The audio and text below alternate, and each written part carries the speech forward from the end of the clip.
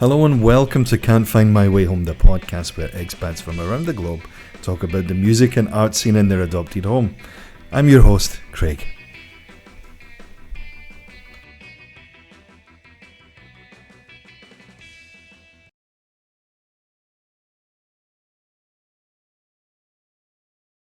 All right, so I've thought about it, and especially on your side because you'll have a different perspective. Now, when you talk about the greatest rock bands in history, I've come to the bands, not musician. Especially the UK, you've got the Stones, you've got the Beatles, you've got the Kinks, you've got Pink Floyd, you've got Black Sabbath. If you were to pick who you think is, and it's not talent wise, I guess it would be popularity and everything involved, who would you consider the great American rock band? Wow. Yeah. I've got mine, but I'll let you. I mean, it's a tough one. It is, yeah, because I'm not really a huge Springsteen fan, if you include the E Street right. Band in it. I mean, he's okay, Right.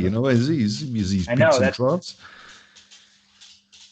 There's a lot like that, and Yeah, I know I've gotten answers from a lot of different people, and it depends kind of where you come from, and what you came up with. I've heard Springsteen, and I just think bands because I always think of the big groups.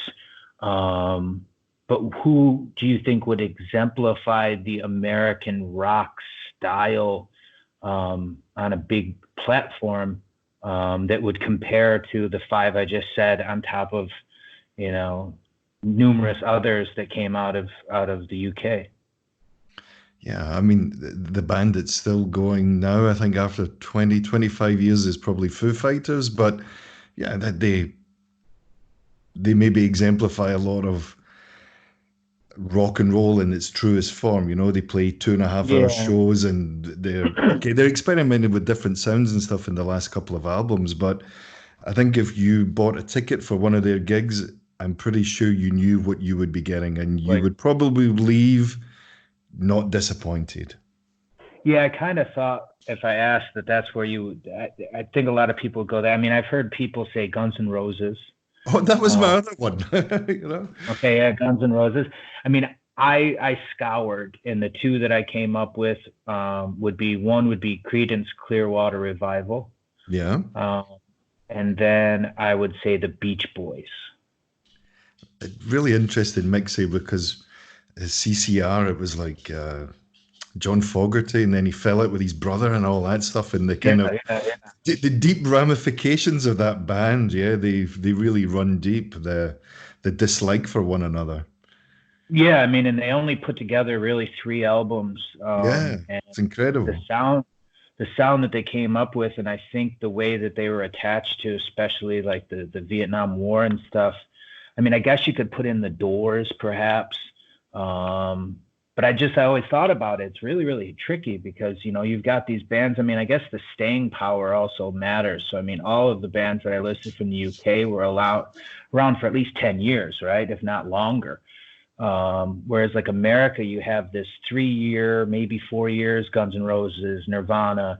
I mean, the Doors were what, 1 album, 2 albums? Hendrix was 1 or 2 albums. And so, yeah, I don't know. I mean, I know people would say Bon Jovi, Aerosmith, but I just always wonder on the other side. To me, Aerosmith is extremely corny, and I wouldn't put them anywhere close to it. I don't know if you read the recent story about the drummer in Aerosmith. I know that there's a drummer joke coming up, but literally they made the drummer, so the original guy's Joey, something his name is, I think. They made him re-audition for his own spot in the band. For what reason? Yeah. So they played. Did they play the Grammys or the Rock and Roll Hall of Fame, whatever it was, something like this, in some other big award show? And late last year, he injured himself. He fell, or he was skiing, or he's just old, whatever it was, I don't know. Right, But yeah, right. so he was hurt and he couldn't play. Then he kind of got into rehabilitation physically wise. But then the band said, yeah, that he wasn't playing the parts right. So his drum tech played them. But on top of that, just to rub insult to injury, was he actually had to pay the drum tech's fees. So it was Jeez. something. It was something like 20 grand a week or 10 grand a show. I mean, it was That's ridiculous. Huh? that's when you've taken fame and fortune and went a little too far with It's the it. original Oh, I drum was going band. right. 50 years he's been in Yeah, the band. So you're just like, right. I mean, oh, that's yeah. I mean, I always for me, I'm always. I mean, the music is forefront, but I always like the backstories. So I mean, I'm always reading, and trying to find out, like the Smiths when you talk about financials and what those two guys did. Johnny Marr's great, but I mean, him and Morrissey treated the bass player and the drummer like crap. yeah, big time. The one thing I was thinking, and since you're talking about injured drummers, I was going through in my head, and the other morning I was thinking of some groups, I came up with, and my brother he's the same age as you, and so Iron Maiden and Black Sabbath, especially Ozzy. I still remember those album covers when I was in kindergarten. But what was the temperature of Def Leppard in the UK? Because that's one of the bands that I always levitated to when I was in elementary school. I don't know why. But I mean, the amount of hits that they had, was that an American thing or was that a UK thing as well? Because they started maybe in the late 70s, Yeah, it early was. 80s, And they probably like Pyromania and yeah, Dive Deeper, whatever that album's called, or something to do with. and, It's got like a springboard on the cover or something, yeah. and then I And think one that came, that's the name of the album, isn't it? Or is it yeah, yeah. I but mean they then he had his accident. The drummer had his right, the car crash as they were recording or beginning to record or beginning to write the Hysteria album, and then of course there's this huge 4 or 5 year gap between one part ending and another part beginning. But yeah, they were. I guess it was under I the mean, banner of new wave of British heavy metal, right? This kind of genre where you had Motorhead and Iron Maiden and yeah, everything in right, right. between. And then from there, it just went total Hollywood, right? It just went, Yeah. we sound like this, and now we're just going to make it not sound like this.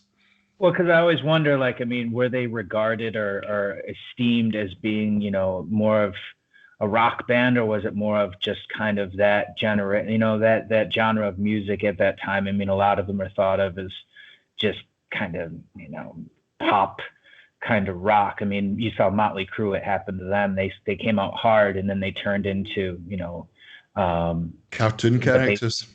yeah, Poison, and then you started getting even worse with Cinderella and Oh, Warren. yeah.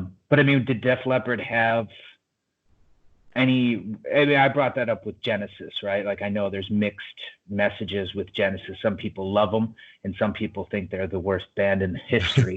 Uh, Old stuff good, Phil Collins stuff not so good. See, and that's the thing. I mean, I always go through, and just to bring it back with the art, I mean, like Peter Gabriel. I still remember seeing, Shock the Monkey and Yeah. Sledgehammer, and even Genesis when they did Land of Confusion. I remember seeing those 85, 86 on MTV, and those being like a huge kind of, I don't know, just the visual side of it. And so, like, Genesis, when it got to Phil Collins making his more what do you do, The Lion King, I think, one of those soundtracks for Disney. But yeah, I mean, it was kind of like me growing up with U2. The first thing I ever heard was Joshua Tree. Now my brother hated that album. And then when I got older, I got to listen to October and was it War? Warren Uh, Boy. yeah, boy, yeah. And so, like, I was like, oh, that's why people, you hear when they were doing like Zoo and all that stuff, and they must have lost a huge fan base because it went from being some kind of like I don't even know what you would call it, just an indie rock band to A bit of being, new wave as well. yeah, yeah, right. And then they turned into sort of like a cliche of themselves wearing sunglasses and black leather. And two And so, hundred but I think, dollar concert tickets, you know. yeah, exactly. So, I mean, I think They're still esteemed as being a great rock band, but I think they lost a lot of that true. They're not in the realm of a Led Zeppelin or a Rolling Stones because they just got a little too far away from where it started, like the Police and Sting, that kind Yeah, of thing. exactly. So One I of the just wonder things with though them. about no, sorry, one of the things about Def Leppard though was definitely their first two albums or three albums that were recorded before they were big in Yeah. that sense. Yeah, they were definitely more of a British sounding heavy metal band. Not as heavy as Maiden or Sabbath or anything, but this kind of new wave of British heavy metal. Hysteria onwards, it just became this kind of, well, how many overdubs do you need? It's like, it's I mean, how many yeah. guitar tracks can you fit? The guy's like, well, all of the guitar tracks. It's, Maybe you should like me. Yeah, like I said, I mean, it was kind of interesting growing up at the time of MTV coming on the television and it just kind of changing the dynamic of music. And that was kind of what I was coming up with, and everything that I liked, my brother would be like, "Oh, it's garbage. It's rubbish. I can't stand that. You don't know what they used to sound like." And it just changed everything to, especially on the rock side. But then it was also interesting that, right after Guns N' Roses, being 14 when Nirvana came out, and then this whole brand new thing changed as well, to being a lot more back to probably what it was when in the gritty days, and so, yeah. and you see this course over and over again. Something gets big, and then you have Bush, by the end of the grunge generation, of this group that found a sound and overproduced it, and it ran its course, and then something new came up. But yeah, so that would be that was my question of just like who. I mean, I guess I don't know if there was a resentment for the Foo Fighters. Dave Grohl's great. I love when he's playing on other people. He plays with Queen of the Stone Age and stuff like that. But I felt like the Foo Fighters, it was just lacking something. I don't know. There's just something there. I mean, I respect it. I've tried to listen. There's a couple songs that I really enjoy. I just couldn't latch onto it for some reason. I don't know why. I think it's one of those bands that you might kind of drop in and drop out of if I can't listen to them all day. The kind of shouty bit that he does quite a lot is, yeah, it's a bit repetitive after a while.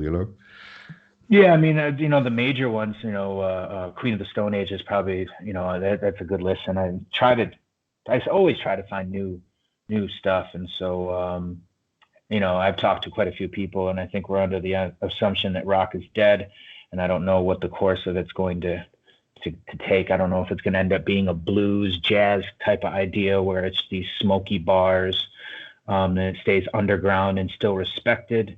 But I don't know. Do you see a resurgence of rock being the popular music again? Yeah, it's interesting you say that because the Korean band you mentioned earlier, like the trio, there's maybe a good Mm, example of what you don't automatically think of, or anyone who's never been to South Korea or lived there would right. never put these two things together. This kind of piece acid rock, Korean kids, young guys, just giving it everything they've got, and it's Yeah, so right. maybe in this respect it's not, but yeah, the whole kind of club culture and dance music and EDM or whatever genres we're getting Yeah. into is probably here for the long run now. Yeah, it's weird. I mean, I guess it's just seeing music change, but I mean, I guess all genres fade away and something new comes in. And rock was probably the longest, at least in pop, popular culture, that the longevity of it was quite amazing. Um, whereas like disco came and went, and soul and funk, and they still exist, just not in the mainstream. And rock, for some reason, really did well at dominating for 60 years. And yeah, I don't know. It's quite interesting. I would hate to try to start to get into music today, especially being in a band, because I don't. You're not going to find a lot of places to get out there and actually make a living off of it. I don't think, if that was your goal. Yeah, there's yeah, I guess this is a podcast for another day, but I met someone at New Year, or yeah, New Year. And it's a boyfriend of a friend of mine, and he's a professional musician, but he's a German guy, but he works in a show band, or they play carnivals and this kind of stuff, and he plays his Mm. fingers in the band as well. And yeah, there was a lot of stuff. So we may, yeah, we'll get together sometime, hopefully, and put something on the record, as it were. But yeah, here's some good stories to tell about how to make money as a musician, and it's I think Yeah, right. he does some songwriting and not copywriting. What do you call it? Publishing, this kind of thing. Okay, right, right.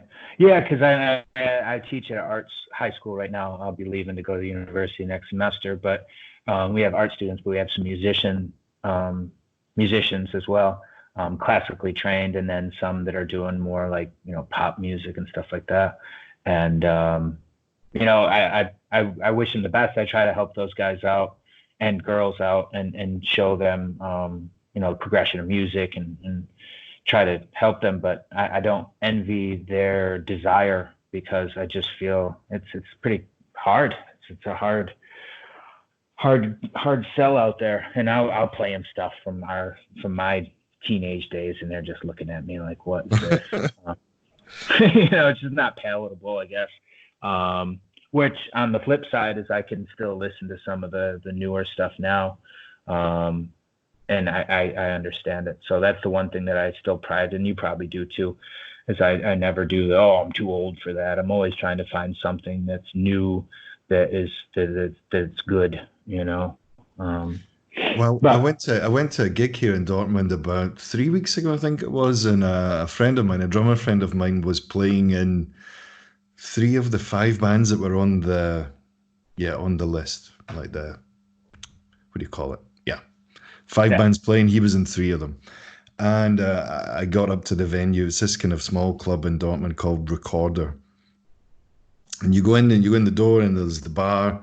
And then you go down the stairs into the cellar or the basement, and this is where the bands were. So I go in first. I go in the down the stairs. I've got my beers with me and stuff, and the place is packed, and of course everyone's a foot taller than me. So I'm like, fuck, at least the music's loud. So all right, fine. And then my friend was playing in this band, and I didn't see him, but anyway, I could hear him. It sounded great.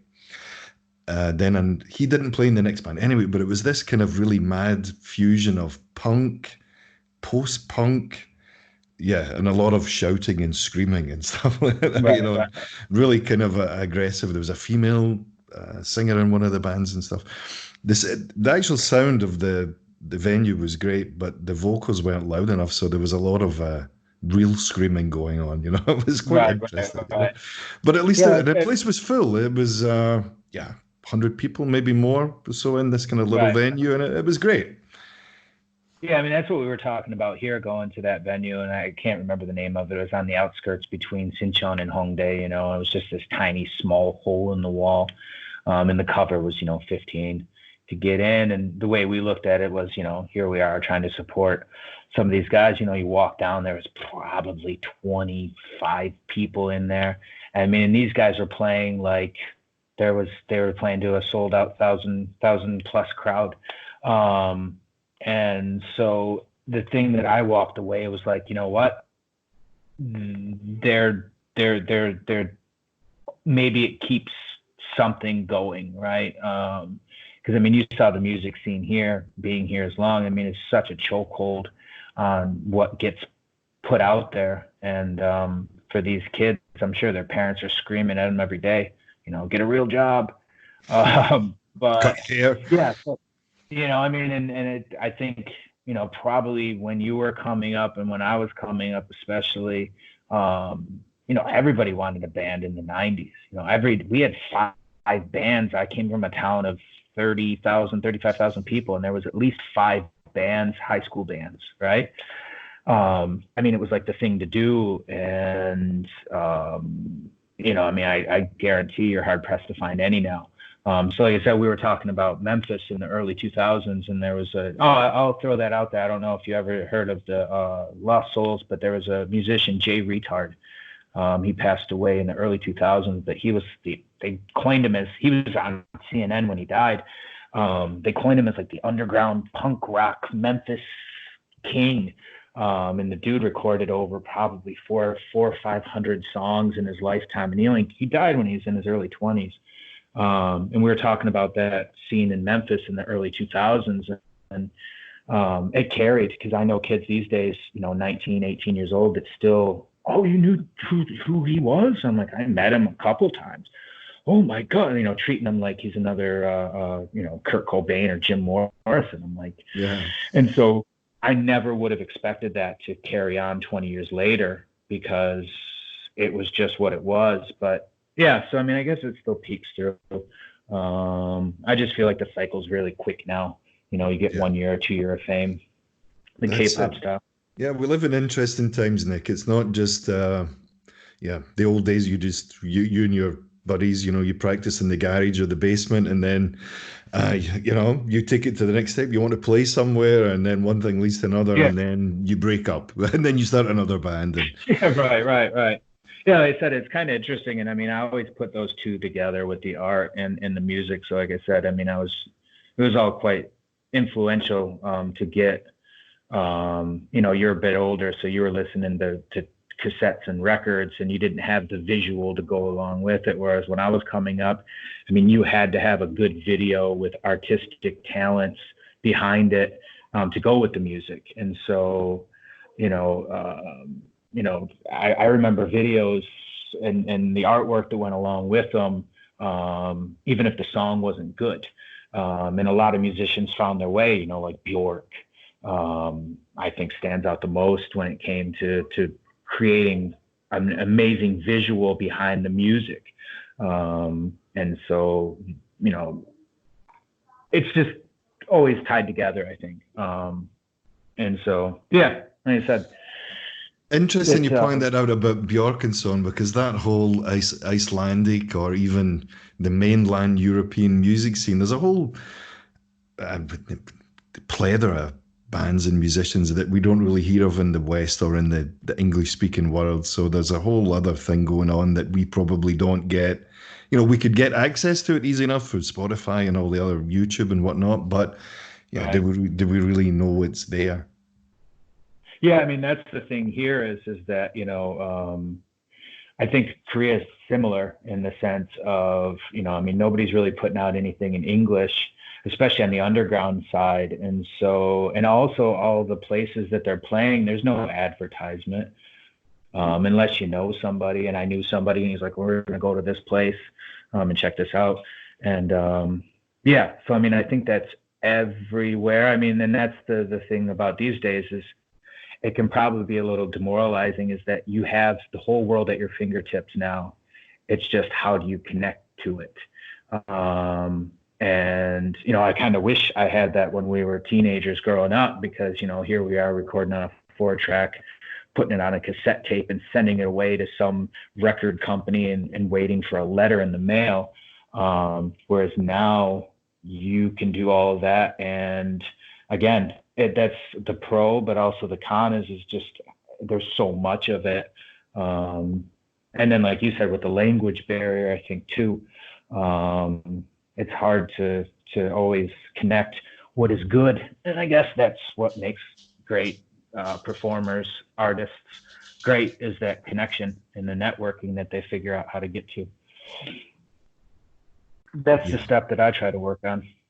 I'm right not a on. good self-promoter, but yeah, Well, hopefully we've put that to good use then, getting your garbage art project and one thing and another out there.